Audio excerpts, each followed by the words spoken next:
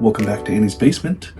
Tonight we're going to try something a little new and kind of go over the Twobert cube I've built, as that's kind of a trending thing right now after the professor's video talking about 5 lesser known casual Magic formats.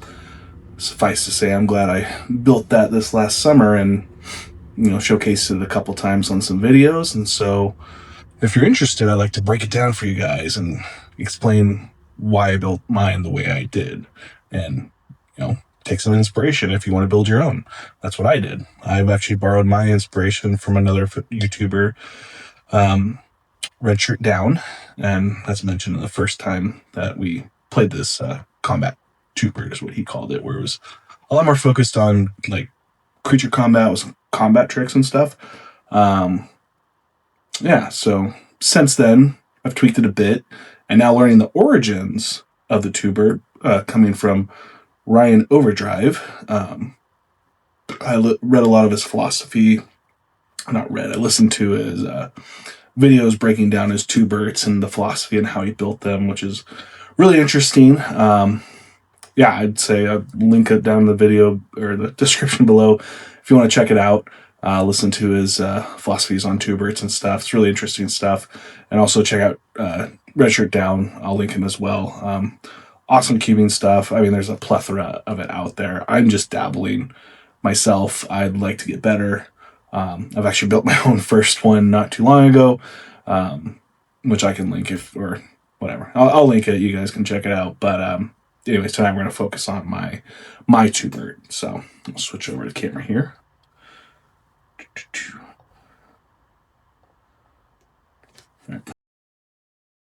Hopefully you can all see this. So this is my combat Twobert, as it's called, which still I think focuses on a lot of creature combat, some combat tricks here and there. I actually did a pretty big, decent overhaul the last couple weeks. Me and Luke have been playing it on and off camera, and the last video he was very critical. Good criticism. I like good criticism of how weak green felt with the cube and how strong counters is, which I will be honest, when I first built this cube, like I said, I basically copied and pasted to Redshirt Down's his combat cube, and the cards I didn't have, I tried to find as close as I could replacements, or just whatever I thought was like, okay, this seems like a good card regardless. So I think at the time I said it was like a 60-40 split, but I think it was more like a 70-30. Now it's a lot more unique, I would say, where I can say like, there's still quite a bit of cards we share in our cubes, which is totally fine. It's not like, I can claim it's a little bit more unique and it's mine now because it's been played and tweaked a little bit here and there. It'll always be played and tweaked, throughout the years as more cards are created and introduced in the format where I think like, oh, this would be a good card in this cube. And that's the fun thing about cubing that I'm learning, and it's always evolving. Every new set, people are breaking down, okay, what's gonna go in the cube, what's gonna break things or whatever. So it's kind of fun. It's fun diving into that realm. So anyways, looking at my cube here, and this is on Cube Cobra. You can search tons of people's cubes. That's kind of what I did with building my own, getting inspiration. If you're a first timer, copy and paste something, try it out, switch out what you don't like, have fun with it. That's the great thing about cube. Like I said, the counters matters themes was pretty heavy in this cube, and so when I changed it, instead of nerfing counters, because I do like counter strategies, and I didn't want to, per se, nerf it, so now it's not a viable option. I still want counters to matter and be a good gameplay option. I bolstered up a few more archetypes to make them more appealing, where you could go, okay, I see some counter stuff that's really good, or I see some spells matter that seems pretty strong, or some sacrifice aristocrats, or I just see some big green stomping now that's like, ooh, that could be really good. And so hopefully with this change, and when we play test it some more, we can see a lot more archetypes meet that level of counters. So I won't go through every single card here. Like I said, if you want to go online and look at my cube and, take inspiration, give critique, by all means, please. Welcome to it. But I will say, so just like kind of looking at the overview here, you can see each color is represented the same amount of cards. Now, creatures and spells vary, but there's 23 cards in each color. Colorless, there's 11 cards. Multicolored is 20. In my first iteration, there's only one multicolored card per guild 2-pair. And that's one thing I thought was a major change and shift to make more archetypes more viable. And this comes from Ryan Overturf's Twobert, his original, where he actually had 3 multicolored cards per guild. And they all kind of work with each other.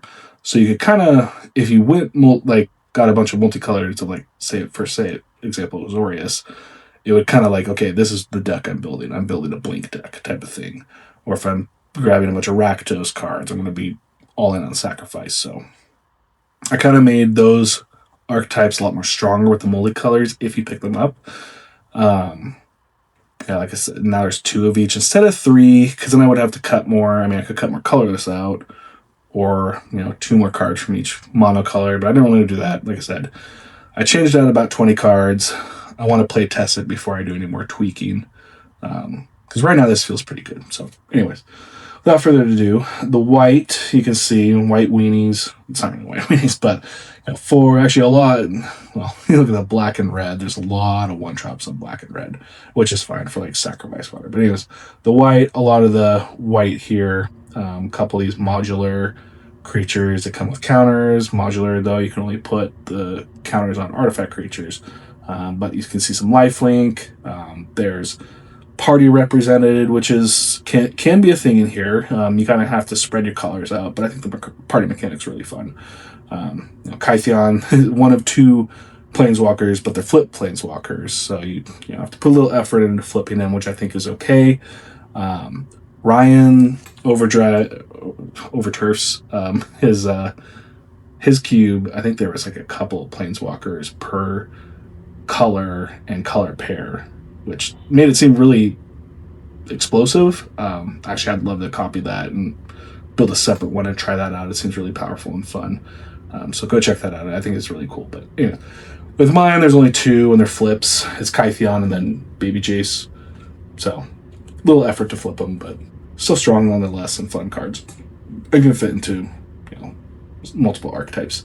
There's a lot of lifelink. Johnny's Primate, not Death Legion Duelist, but Essence Channeler, Phyrexian Missionary, what else? Archangel Wrath, maybe Boon, Bringer Valkyrie, and pairing that with black, there's also more lifelink and stuff. I find lifelink very fun, and it also coincides with counters matters. It can be very powerful and strong. And there's some nice payoffs with Twobert. That's more sacrifice, but payoffs with the Essence Channeler, giving a lot of life, growing that really big, and then if it dies, you can put all those counters on something else. So pretty fun stuff like that. Voice of Victory was a new one I put in.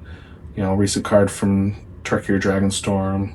You can make some tokens, which isn't a big archetype, but having white shut down spells matters, because opponents can't cast spells on your turn. I thought was a good thing to kind of not put stacks in, but a little protection from red-blue getting out of control.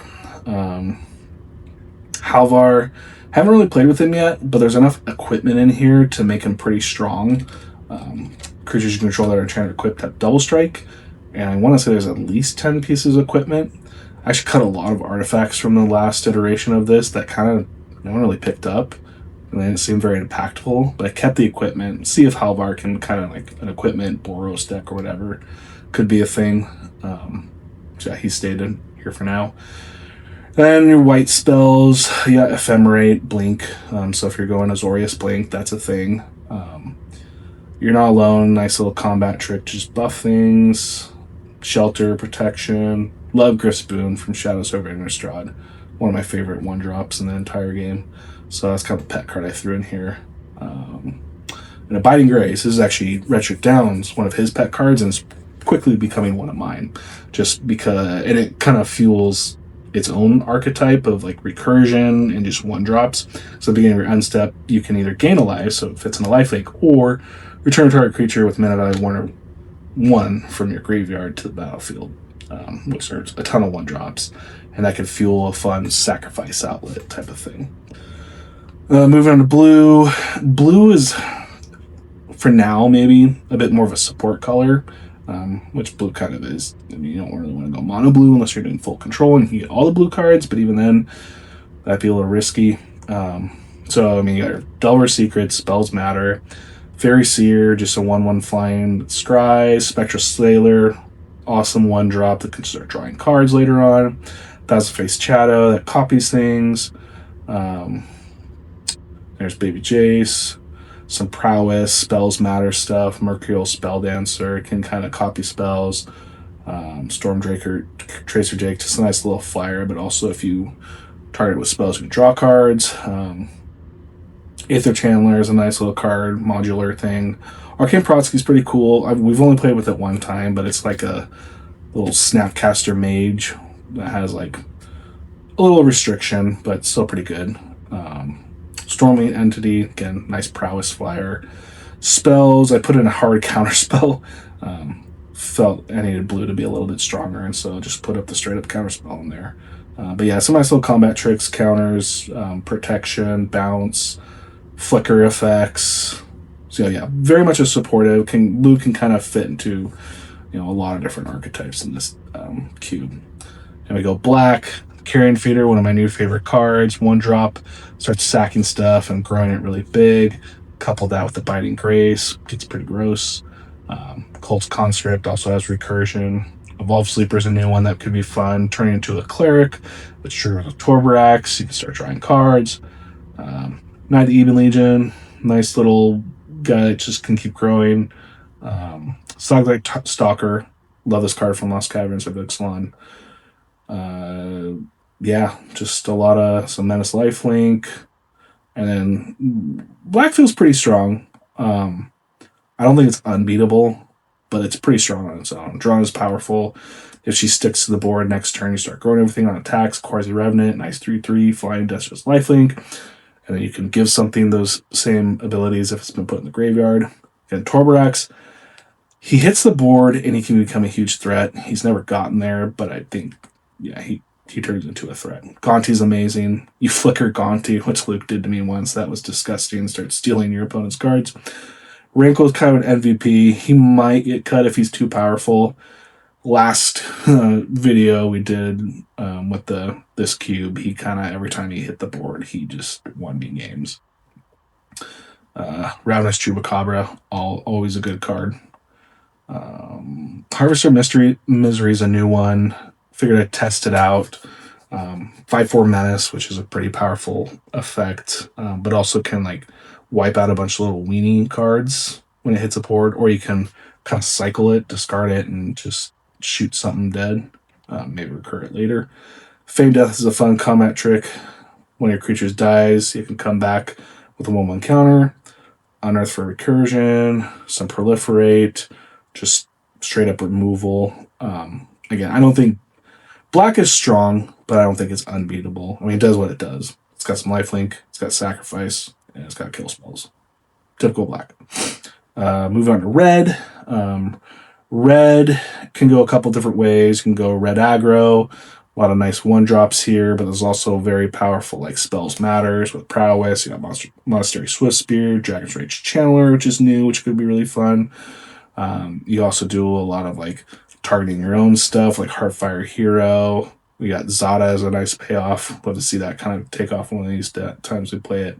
Shivan Devastator, really powerful. Just, all right, I can make a quick little 1/1 flying hit, however much. It's a good card.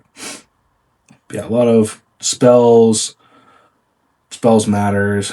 Krenko on its own can get out of control. Sunspire Links from Blurmbo prevent that life gain. So that could be a fun one. Glorybringer is just gross. So good. Love that card.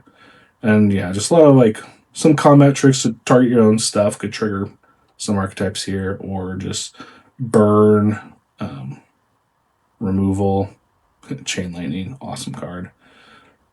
Yeah, Goblin Bombardment. Haven't seen it happen yet, but that could be an out of control card. Green, this is the one I thought needed some help. I didn't change too much from it. I mean, green does what it does. Ramps a lot and puts down big fatties. So you got some nice little early ramp here. A lot of counters matters. Gallagher, I think, is a really good card. Whenever another creature enters the battlefield under control, choose one that has been chosen this turn. Start growing it. Create some treasure tokens to ramp or gain some life. Nice little modular card there. Urborg Lurgoy for his like self-mill. Kami for counters. Orne Tumblewag, another great counters matters cards. Pair that with Luminarch Aspirant. You're just putting 1/1 counters, 2/1 creatures. That'd be a good comment. It gets super disgusting. Questing Beast is a new one that should be really powerful. I mean, Questing Beast, if you remember Feral Drain, is just busted card. Vigilance, Death Touch, Haste, 4/4. Can't be blocked by power creature with power 2 or less. Combat damage that would be dealt by creature control can't be prevented. And then it deals combat damage. You can deal that much damage to target Planeswalkers. So there's only 2, but it's just a busted card. Great. Awesome 4-drop. Like, becomes a kill me now threat. Battle Mammoth is a new addition. I needed something in the 5 slot, and this could also come out in turn 4 with Foretell, but just a nice 6/5 trample, and it can replace itself if something of yours gets targeted with a spell. So that's good. Endmaze Forerunners for Craterhoof Behemoth at home. Not as strong, but still pretty good. If I ever pull a Craterhoof or just buy one because they're cheap now, I'd probably replace it. So.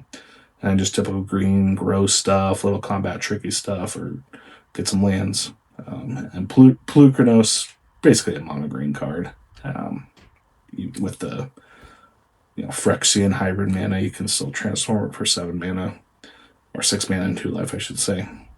Nice big threat. Your colorless, couple colorless creatures. Stonecoil Serpent, good card.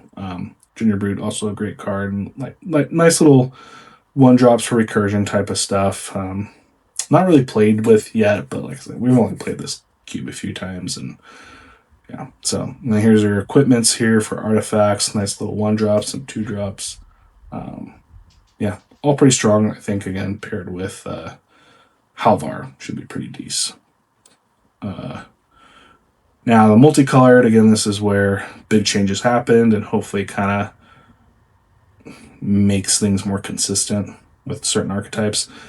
Soul Hoarder, 2010s, Blinky stuff, Dimir, stealing things, Hostage Taker, Thief of Sanity, doing what Dimir does, Rakdos, you got some sacrifice.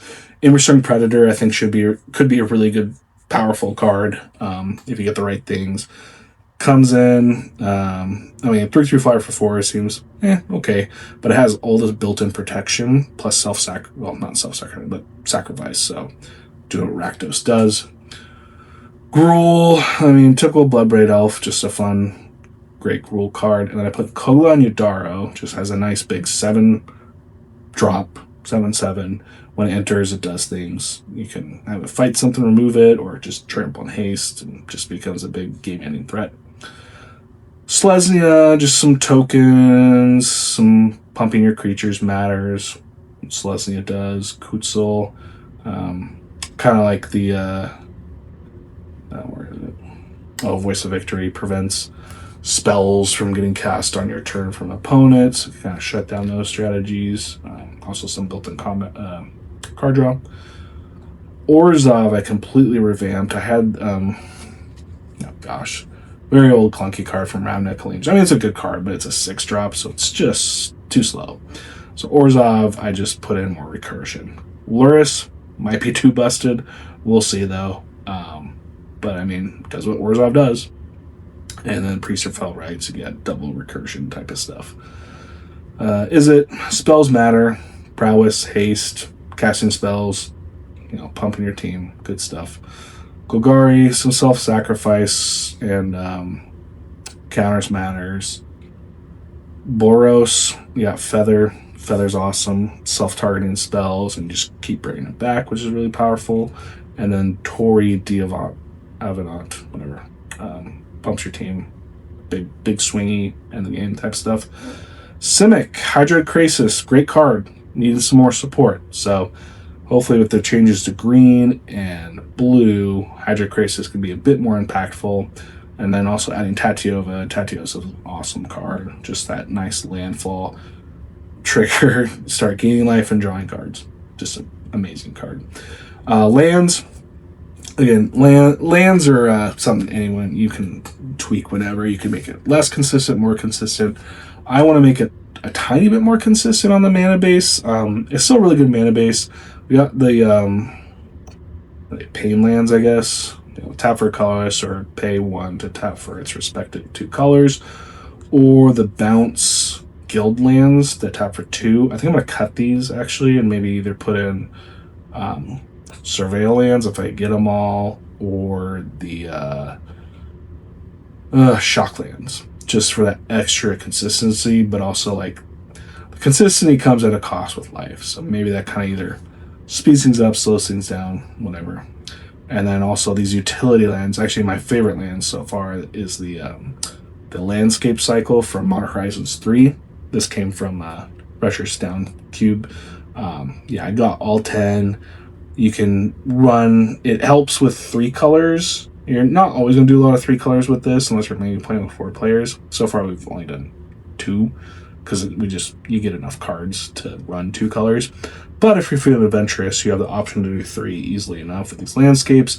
I mean, or they just, grab one of your color pairs. And there's 10 for each of the shards, wedges, whatever we're going to call them. And so that's really good. Aether Hub, just a great, can come down and eventually pay for any color by removing the energy. If you count it, partly with Proliferate, and there's a ton of it, you can get lots of nice free color mana. Evolving Wilds, as always, just a nice, get whatever land. Starting Town from Final Fantasy, super powerful card in the early game. Hopefully you all get some inspiration from this. I'm finding the Twobert to be my favorite way to play right now, outside of Winston, like we normally do. Just because I only ever have 1 or 2 people to play with at all times, and that's probably the case for some people, not everyone. I mean, it's a bit harder for me being a stay-at-home parent, getting out. I can't make the Friday Night Magics or Commander stuff, based on my wife's work schedule, whatever. But oh, boo-hoo. But this Twobert has just been kind of a blessing in disguise. It's been a really fun cube. I've been building cubes for a while, but this one is one I've actually been able to play pretty consistently. And yeah, I'm here to preach the gospel of the Twobert. So thanks, Ryan Overdrive, for that. Overturf. I think Ryan Overdrive is the name of this channel. But yeah. I was going to say, if you watch his stuff, he'll probably explain similar things, but the best way to play this cube, according to him and what I found so far, if you build one of these, you can see some of the videos we've done in the past where we do a grid draft. You just have, I won't explain them all, but grid draft is a great way to draft this thing. The Houseman draft, one of the most recent videos, really fun, easy way to draft this thing. And the Minneapolis draft, which one we haven't done yet. I was going to do the Pancake, but Pancake requires a bit more cards than this cube has, but the Minneapolis has just enough to get through the entire cube. And so that's something we'll do here in the future, is a Minneapolis draft for this cube. But those 3, and I mean, you could probably find other ways to play with this cube, especially if you're playing with 4 people. But for 2, those 3 I found seem to be the best way to play with the cube, because you can get through all the cards, essentially. So yeah, hopefully you enjoyed this content. I might do more videos like this, just breaking down different, not always cubes, because I'm not a cube aficionado, but other ways of play and strategy and fun stuff like that. Break up the monotony of me just playing games all the time and getting curb stomped. As fun as that might be to watch, not so much be a part of. So anyways, please subscribe if you like this stuff, and drop me a comment below. Let me know your thoughts and critiques or whatever. Love to hear it. So until then, have a good night.